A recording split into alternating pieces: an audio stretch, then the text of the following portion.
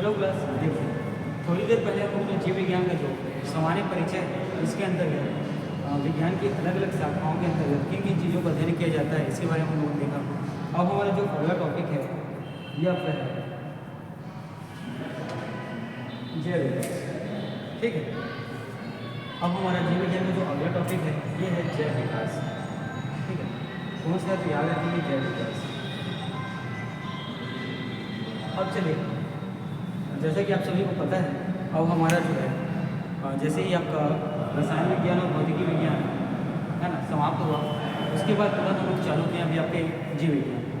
तो जीव विज्ञान का आपका जो है ये टॉपिक है ये है जैव विकास। ठीक है, तो चलिए जैव विकास के कुछ महत्वपूर्ण प्रश्न है उसको देखते हैं।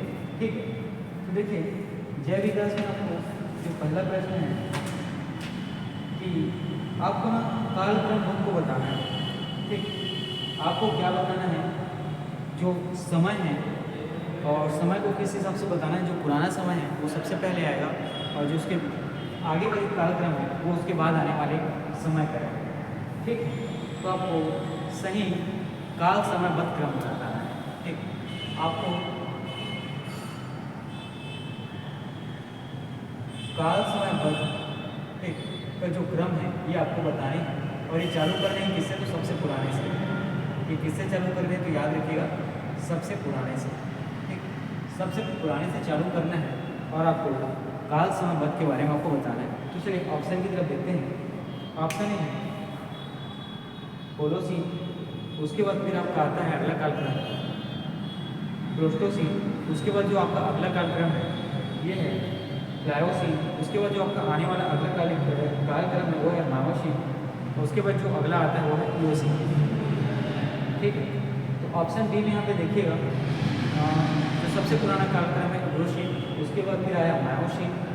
ठीक, फिर उसके बाद आपको देखने को मिलता है प्लेयोसीन, उसके बाद फिर आपको देखने को मिलता है प्लास्टोसीन और उसके बाद आपको देखने को मिलता है होलोसीन। ठीक, तो इसी में ऑप्शन सी में आपको जो अगला आता है वो है इओसीन, फिर आता है आपको मायोसीन, फिर उसके बाद आता है प्रोटोसीन, फिर उसके बाद जो अगला आता है वो आता है प्लेयोसीन और फिर आपका आता है होलोसीन। इसी में आपका ऑप्शन डी है, तो ऑप्शन डी में आपका पहला आता है होलोसीन, उसके बाद आता है प्लायोसीन, फिर उसके बाद आता है आपका प्लास्टोसीन, उसके बाद फिर आपका आता है मायोसीन और उसके बाद फिर आपका आता है इओसीन। ठीक है, तो चलिए इसमें आपका ऑप्शन बी जो है सही उत्तर हो जाएगा। ठीक, इसमें आपका जो है ऑप्शन बी जो है सही उत्तर हो जाएगा। तो यहाँ यह देखिए सबसे पुराना कौन सा, तो याद रखिएगा इओसीन। ठीक है, सबसे पुराना कौन सा, तो याद रखिएगा इओसीन और इओसीन के बाद जो अगला है ये है मायोसीन। ठीक, इओसीन के बाद जो अगला है ये कौन है, तो मायोसीन। ठीक, और देखिए मायोसीन के बाद जो अगला आता है ये है प्लायोसीन। ठीक, मायोसीन के बाद जो अगला है ये कौन सा, तो प्लायोसीन और ये तीसरे में है। ठीक, इसके बाद जो आपका अगला आता है ये प्लास्टोसीन, इसके बाद जो अगला है ये कौन सा, तो प्लास्टोसीन है।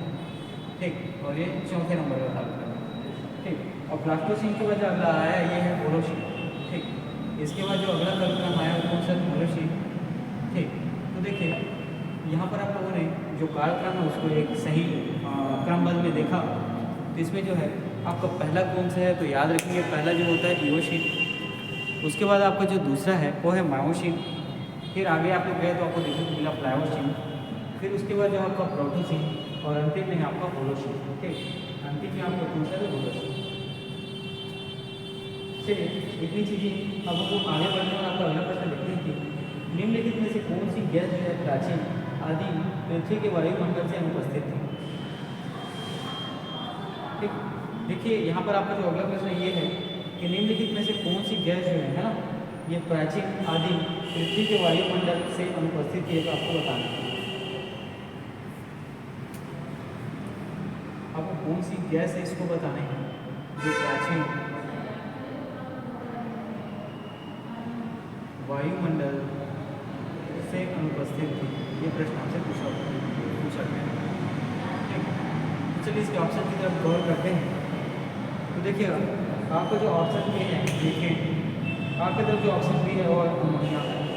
अगला जो है आपका जो ऑप्शन है वो है ऑक्सीजन और अगला जो ऑप्शन है आपका डी कार्बन डाइऑक्साइड। तो याद रखिएगा यहाँ पर आपका जो सही उत्तर हो जाएगा वो होगा ऑक्सीजन। ठीक है, यहाँ पर आपका जो सही उत्तर हो जाएगा ऑक्सीजन। ठीक है, यहाँ पर जो आपका सही उत्तर हो जाएगा ऑक्सीजन।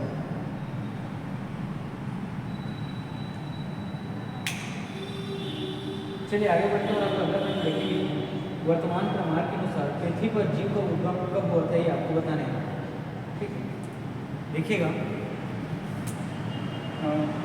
वर्तमान जो प्रमाण मिले हमें, है ना, वर्तमान जो प्रमाण प्राप्त हुए इसके अनुसार पृथ्वी पर जीव का उद्गम कब हुआ ये आपको बताने का। ठीक, तो चलिए यहाँ पे ऑप्शन में देखते हैं। तो ऑप्शन ए आपका 20,000 वर्ष पूर्व, ऑप्शन बी आपका 2 लाख वर्ष पूर्व, ऑप्शन सी आपका 20 लाख वर्ष पूर्व। अब देखिएगा इसके बाद आपका है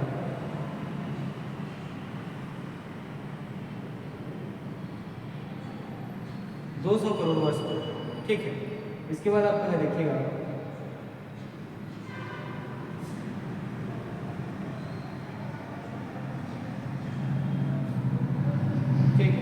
तो इसके बाद जो आपका ऑप्शन डी है ये आपका क्या हो जाएगा, सही उत्तर हो जाएगा, है ना। और ये कितना है तो 2 अरब वर्ष पूर्व।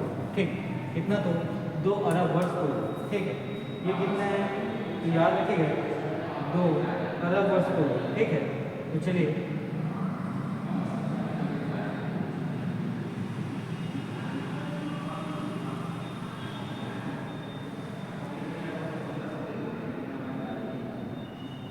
ठीक है, चलिए आगे बढ़ते हैं। आपका अगला प्रश्न, पृथ्वी पर सबसे पुराना जीव कौन सा है ये आपको बताना है। ठीक है, अगला जो प्रश्न है कि पृथ्वी पर सबसे पुराना जीव कौन सा है ये आपको बताना है। ठीक है,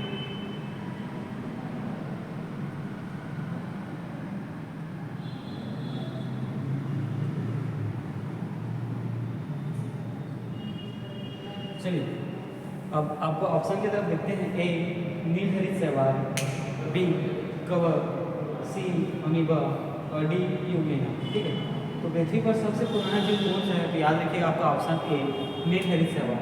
ठीक है, ऑप्शन ए है नीलहरित शैवाल, ये जो है पृथ्वी पर है ना सबसे पुराना जीव है।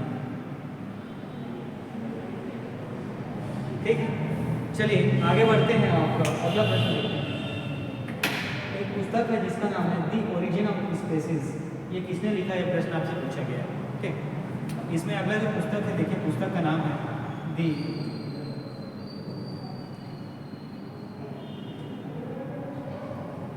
Origin of species.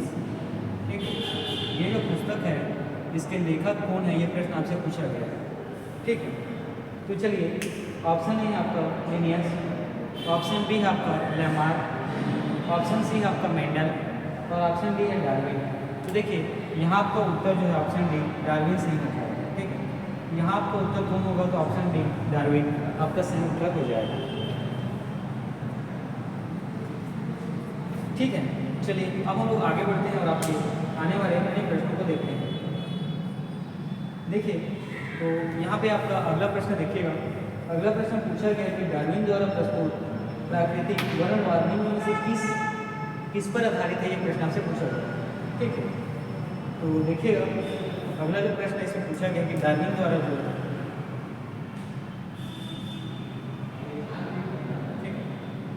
डार्विन द्वारा ठीक है जो प्राकृतिक वर्णवाद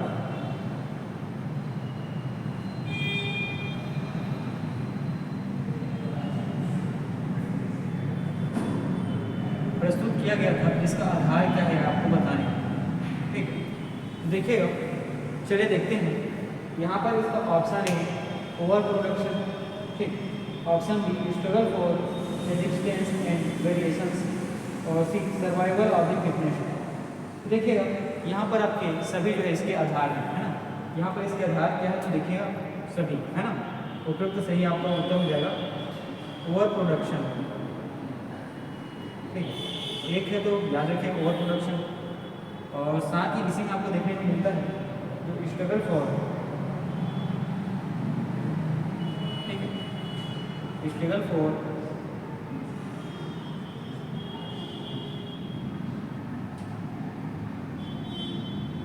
एग्जिस्टेंस एंड वेरिएशंस। ठीक है, और आपका जो है सर्वाइवल ऑफ द फिटेस्ट, ठीक है, सर्वाइवल ऑफ द, ठीक है, सर्वाइवल ऑफ द फिटेस्ट, ये सभी क्या है, देखिए डार्विन द्वारा प्राकृतिक वर्णवाद का जो प्रस्तुत आधार है ये किस पर आधारित है, over production, struggle for existence and variations और सर्वाइवल ऑफ द फिटनेस, ठीक। देखिए ये तीनों चीज़ें ही है ना इस जीवन में, ठीक है, पृथ्वी में जीने का बेस है या आधार है, ठीक है। आप अगर है ना क्या करेंगे, स्ट्रगल, ठीक है, स्ट्रगल अपने एग्जिस्टेंस और वेरिएशन के स्ट्रगल नहीं करेंगे तो आप यहाँ पे जी नहीं पाएंगे। सर्वाइवल के लिए आपको फिट रहना जरूरी है और प्रोडक्शन, ठीक है, जैसे कि देखिए जैसे जापान की जो वर्तमान स्थिति है ना, वहाँ क्या है, लोग बच्चे पैदा नहीं करना चाहते हैं, ठीक है, तो वहाँ की जो ज़्यादातर पॉपुलेशन है वो क्या देखने को मिलता है, वृद्ध देखने को मिलता है या ओवर एज देखने को मिलता है। तो इन सब चीज़ों में होती क्या है कि उनकी जो है ना ओवर एज की जो कार्य क्षमता है वो आपके जो एक नॉर्मल एज के है ना या जो यंग एज के लोग होते हैं उनसे क्या होती है, कम होती है। तो वहाँ पर इन सब चीज़ों को बहुत सारा चीज़ों का फर्क पड़ता है, ठीक है। चलिए आगे देखते हैं कि विकासवाद का सिद्धांत किसने दिया, प्रश्न आपसे पूछा गया।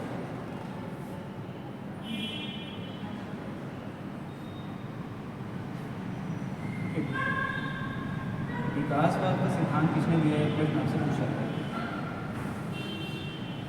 ठीक है। तो ऑप्शन ए है स्पेंसर ने, ऑप्शन बी है डार्विन ने, ऑप्शन सी है वालेस ने और ऑप्शन डी है हक्सले ने। तो याद रखिएगा विकासवाद का सिद्धांत किसने दिया, तो डार्विन ने, है ना। विकासवाद का सिद्धांत किसने दिया, तो याद रखिएगा डार्विन ने, ठीक है। चलिए आगे बढ़ते हैं और आपका अगला प्रश्न देखते हैं कि जैव विकास को सर्वप्रथम किसने समझाया, यह प्रश्न आपसे पूछा गया, ठीक। जो जैव विकास है इसको सबसे पहले किसने समझाया, यह प्रश्न आपसे पूछा गया।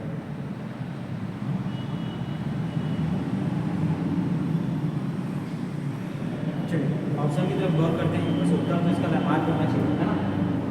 ऑप्शन ए आपका न्यूटन, ऑप्शन बी है आपका आइंस्टीन, ऑप्शन सी है आपका चार्ल्स डार्विन और ऑप्शन डी है लैमार्क, ठीक है। तो देखिए मैंने जो बताया था कि इसका उत्तर क्या होगा, तो याद रखिएगा लैमार्क इसका उत्तर हो जाएगा, ठीक है। चलिए इसी में आगे बढ़ते हैं और आने वाले कुछ महत्वपूर्ण प्रश्नों को हम लोग अब देखते हैं, है ना। देखिए अभी का जो टॉपिक है ये जैव विकास से संबंधित है, ठीक है। आपका जो अभी जो टॉपिक चल रहा है किससे संबंधित है, तो याद रखना है जैव विकास से संबंधित है।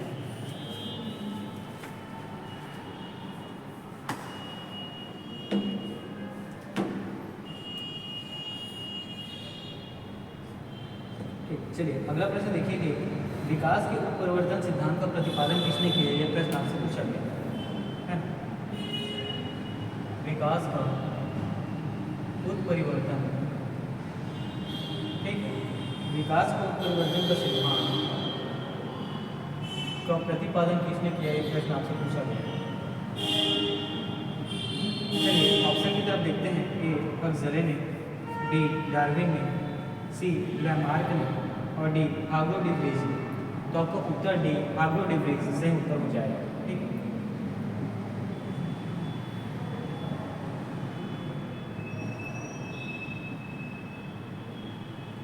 ठीक है, तो देखिए यहाँ पर आपका जो उत्तर होगा हार्ग्रो डी व्रीज, क्या हो जाएगा, हार्ग्रो डी व्रीज, ठीक है।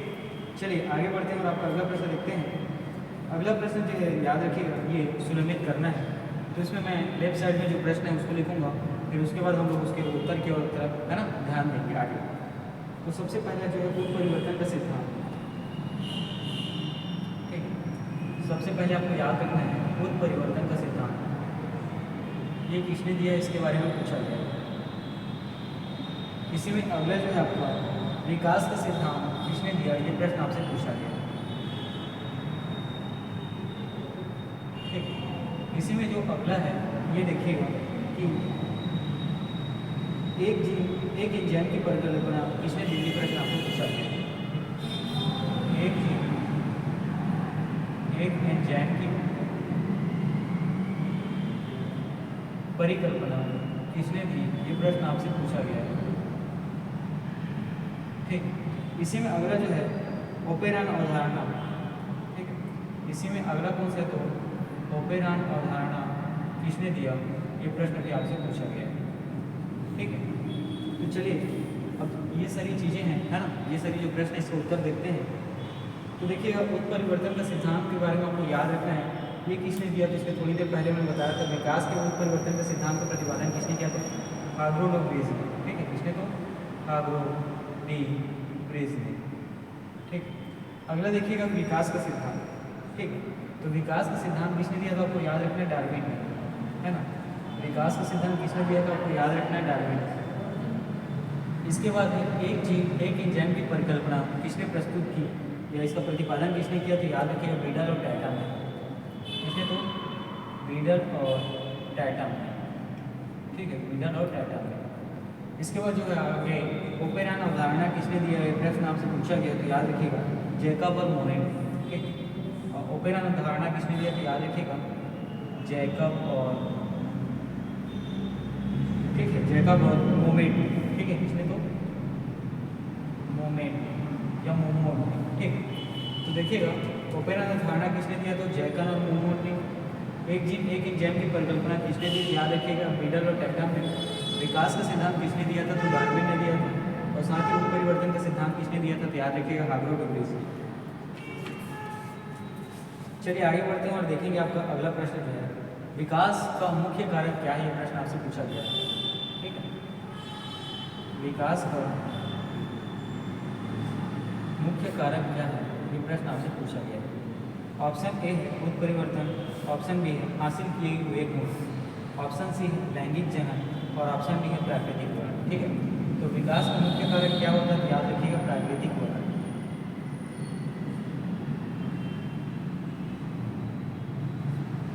ठीक। तो विकास का मुख्य कारक क्या है, तो याद रखिएगा प्राकृतिक वर्ण। चलिए ये चीज़ इतनी हो गई। अब हम लोग इसमें आगे बढ़ते हैं और देखते हैं आने वाले आपके महत्वपूर्ण प्रश्नों को। इसमें है जैव विकास के संदर्भ में सांपों में अंगों का लोप होने का जो स्पष्ट किया जाता है, ये प्रश्न आपसे पूछा गया। सांपों का, ये सांपों के अंगों, ठीक है, सांपों के अंगों का जो लोप है, इसका कारण पूछा गया है कि किस कारण से होता है, ठीक है। सांपों के अंगों का लोप का जो कारण, ये प्रश्न आपसे पूछा गया है। तो देखिएगा यहाँ पर जो आपका उत्तर है अंगों का उपयोग तथा अनुपयोग किए जाने पर। ऑप्शन बी है बिलों में रहने के प्रति अनुकूलन से, ऑप्शन सी है प्राकृतिक चयन से और ऑप्शन डी है उपार्जित लक्षणों के वंशागति से। तो याद रखिएगा अंगों के उपयोग और अनुपयोग से, ठीक है, अंगों के उपयोग व अनुपयोग से, ठीक है, ये आपका सही उत्तर हो जाएगा। चलिए इसी में आगे बढ़ते हैं और आपके अगले प्रश्न को देखेंगे कि जीवों में अत्यधिक विविधता का कारण क्या है, ठीक है। जीवों में देखिए यहाँ पर जो आपका अगला प्रश्न है ये है जीवों में अत्यधिक जो विविधता है या भिन्नता है, इसका कारण क्या, प्रश्न आपसे पूछा गया है। तो देखिए चलिए आपके ऑप्शन की तरफ गौर करते हैं। तो यहाँ पर जो आपका ऑप्शन ए है अनुकूलन, ऑप्शन बी है आपका सहभागिता, ऑप्शन सी है आपका उत्परिवर्तन और ऑप्शन डी है यहाँ पर आपका बहुगुणसूत्रता। तो याद रखिएगा उत्परिवर्तन आपका सही उत्तर हो जाएगा, ठीक। ऑप्शन सी उत्परिवर्तन जो है आपका सही उत्तर हो जाएगा, ठीक। चलिए आगे बढ़ते हैं और आपके आने वाले अन्य प्रश्न को देखेंगे कि निम्नलिखित में से कौन सा सजीव जीवों में एक नई जाति की उत्पत्ति के लिए सर्वाधिक महत्वपूर्ण घटक है, ठीक है। ऐसा कौन सा सजीव है जो जीवों में नई जाति की उत्पत्ति के लिए, है ना, नई जाति की उत्पत्ति के लिए महत्वपूर्ण घटक है, ठीक। तो चलिए इसके ऑप्शन की तरफ देखते हैं। ऑप्शन ए है पार्थक्य, ऑप्शन बी है उत्परिवर्तन, ऑप्शन सी है प्राकृतिक वर्ण और ऑप्शन डी आपका लैंगिक जनन। तो याद रखिएगा यहाँ पर आपका उत्तर हो जाएगा तो उत्परिवर्तन, यहाँ पर आपका उत्तर कौन सा बहुत याद रखिएगा तो उत्परिवर्तन, ठीक। चलिए आगे बढ़ते हैं और आपका अगला प्रश्न देखते हैं कि आधुनिक मनुष्य के हाल का पूर्वज है, ये आपको बताना है। ठीक है, आधुनिक मनुष्य के हाल के पूर्वज हैं, ये प्रश्न आपसे पूछा गया है। ठीक है, तो ऑप्शन ए है जावा मनुष्य, ऑप्शन बी है क्रो मैग्नान मनुष्य, ऑप्शन सी है निएंडरथल मनुष्य और ऑप्शन डी है आपका पेकिंग मनुष्य। तो याद रखिएगा क्रो मैग्नान मनुष्य। ठीक है, क्रो मैग्नान मनुष्य है, ये आपका सही उत्तर हो जाएगा। अगला देखिएगा, जो डेनिस वान कभी कभी समाचार माध्यमों का किस संदर्भ में आता है, प्रश्न आपसे पूछा गया। डेनिस वान ये है क्या, ये प्रश्न आपसे पूछा गया। ठीक, एक प्रकार के डायनासोर का जीवाश्म है, ऑप्शन बी एक आदि मानव जाति, ऑप्शन सी पूर्वोत्तर भारत में प्राप्त एक गुफा तंत्र, ऑप्शन डी भारतीय उपमहाद्वीप के इतिहास में एक भूवैज्ञानिक कल्पना। तो याद रखिएगा एक आदि मानव जाति। ठीक, डेनिस वान क्या है, तो याद रखिएगा ये कभी कभार न्यूज में आपको देखने को मिलता है, एक आदि मानव जाति क्या है, तो याद रखिएगा एक आदि मानव जाति। इसके बाद जो आपका अगला प्रश्न है, देखिएगा कि आर्कियोपेट्रिक्स क्या है, ये प्रश्न आपसे पूछा गया है। ठीक, आर्कियोपेटेरिक्स क्या है, ये प्रश्न आपसे पूछा गया है।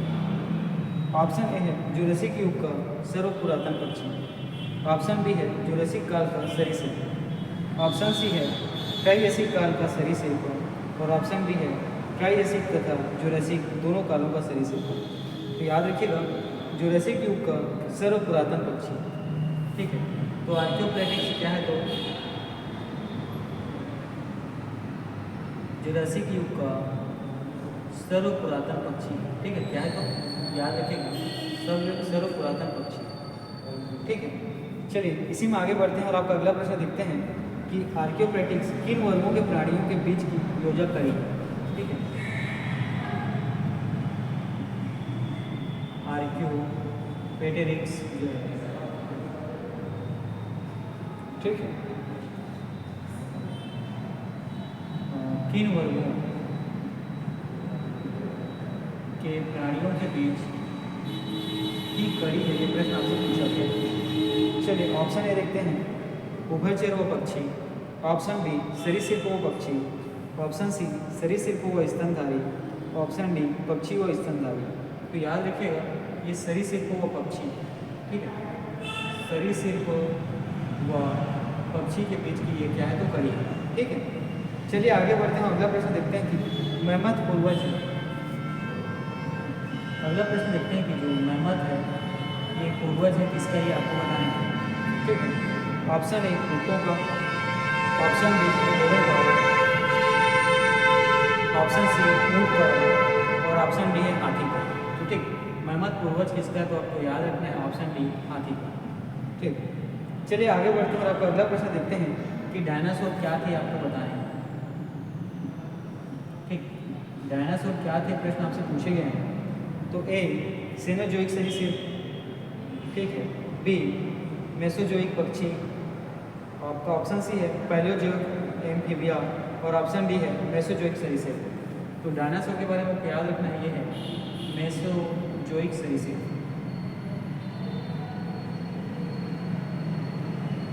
ठीक है, चलिए आगे बढ़ते हैं और अगला प्रश्न देखते हैं कि डायनासोर क्या है, तो याद रखिएगा। ठीक, तो डायनासोर किस युग का है, तो याद रखिएगा मेसोजोइक युग का। ठीक, डायनासोर का जो युग से संबंधित प्रश्न पूछा गया है, तो याद रखिएगा मेसोजोइक युग।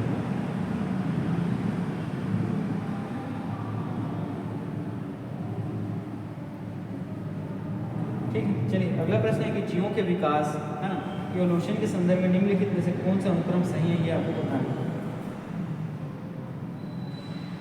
ठीक, जीवों का विकास का आपको अनुक्रम बताना है कि कौन सा जो है सही है।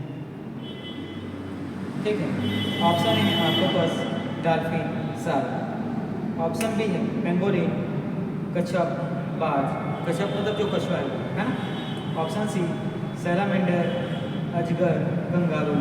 ऑप्शन डी मेढक, केकड़ा, झींगा। तो याद रखिएगा ऑप्शन सी आपका यहाँ पे जो है सही उत्तर हो जाएगा। सबसे पहले तो सैलामेंडर होगा।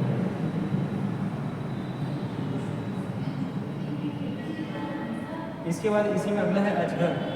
ठीक, अगला कौन सा होगा तो याद रखिएगा अजगर। और इसके बाद आपका कंगारू।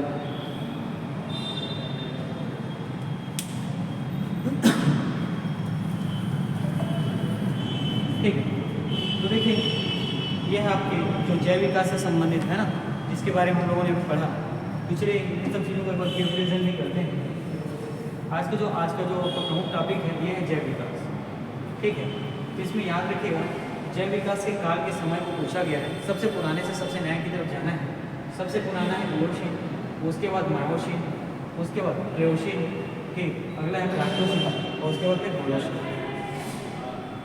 ठीक, गैर जो प्राचीन वायुमंडल में उपस्थित प्राचीन समय में कौन सा याद रखिएगा ऑक्सीजन। ठीक है, वर्तमान प्रमाण के अनुसार पृथ्वी के जीव का उद्गम कब हुआ तो याद रखिएगा 2 अरब वर्ष पूर्व, है ना। और पृथ्वी पर सबसे पुराना जीव कौन सा तो याद रखिएगा, जो लिंग सवाल है, ये पृथ्वी पर सबसे पुराना जीव है। द ओरिजिन ऑफ स्पेसिस पुस्तक किसका है तो याद रखिएगा डार्विन का है। और डार्विन द्वारा प्राकृतिक वर्णवाद का प्रस्तुत आधार क्या है याद रखिएगा, 2-3 इसमें देखने को मिलते हैं। एक तो ओवर प्रोडक्शन, दूसरा struggle for existence in variations, और तीसरा आपको देखने को मिलता है सर्वाइवल ऑफ द फिटनेस। और विकासवाद का सिद्धांत किसने दिया तो आपको याद रखिएगा डार्विन ने। साथ ही जैव विकास शब्द सबसे पहले किसने समझाया तो याद रखिएगा लैमार्क, है ना। और विकास उत्परिवर्तन सिद्धांत का प्रतिपादन किसके द्वारा किया गया तो याद रखिएगा हार्डो डी ब्रिस के द्वारा, है ना। और विकास का सिद्धांत किसने दिया तो डार्विन ने दिया। एक जीन एक एंजाइम की परिकल्पना किसने दी तो बिडल और टैंटम। ठीक, बिडल और टैंटम। उसी प्रकार ओपेरन अवधारणा किसने दिया तो याद रखिएगा जैकन और मोमेंट। किसने तो जैकन और मोमेंट। अगला है कि विकास का मुख्य कारक कौन सा याद रखिएगा प्राकृतिक वरण, है ना। प्राकृतिक वरण जो विकास का मुख्य कारण होता है। उसी प्रकार सांपों के अंगों का जो लोप होता है उसके इसके कारण तो याद रखें अंगों के और उपयोग और ना उपयोग पर आधारित होता है। जीवों जो है अत्यधिक विविधता पाई जाती है उसका कारण क्या है याद रखिएगा उत्परिवर्तन। साथ ही सजीव और जीवों में जो नई जाति की उत्पत्ति का महत्वपूर्ण घटक क्या है तो याद रखिएगा उत्परिवर्तन। आधुनिक मनुष्य के हाल का जो पूर्वज कौन था याद रखिएगा को मैग्नान मानुष। ठीक है, क्रो मैग्नान मानुष।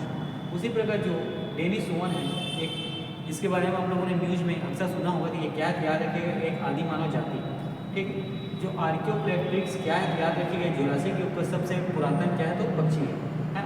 और आर्कियोप्लेट्रिक्स किन वर्गों के प्राणियों के करीब में आता है तो याद रखिएगा सरीसृप, है ना। जो मैमथ पूर्वज इसका तो याद रखिएगा हाथी का। और डायनासोर के बारे में याद रखिएगा ये कौन सी वर्ग का सरीसृप है तो मेसोजोइक सरीसृप। और डायनासोर किस युग का है तो याद रखिएगा मेसोजोइक युग का। और वनों का विकास का अनुक्रम किस प्रकार है देखिएगा। सबसे पहला वनों को बोल दिया है ना। जीवों का जो विकास का अनुक्रम है किस प्रकार है तो याद रखिएगा सैलामेंडर, फिर आपका अजगर और फिर आपका कंगारू। देखिए ये जो आपके जैव विकास से संबंधित कुछ महत्वपूर्ण प्रश्न।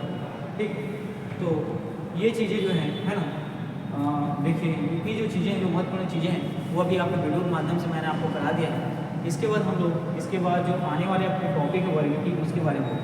ठीक, इसके पहले हम लोगों ने थोड़ी देर पहले ठीक इसके बारे में देखा तो जीव विज्ञान के जो अलग अलग क्षेत्र हैं और वो किन क्षेत्रों से है ना संबंधित हैं, जो सामान्य परिचय है उसके बारे में हम लोगों ने देखा है।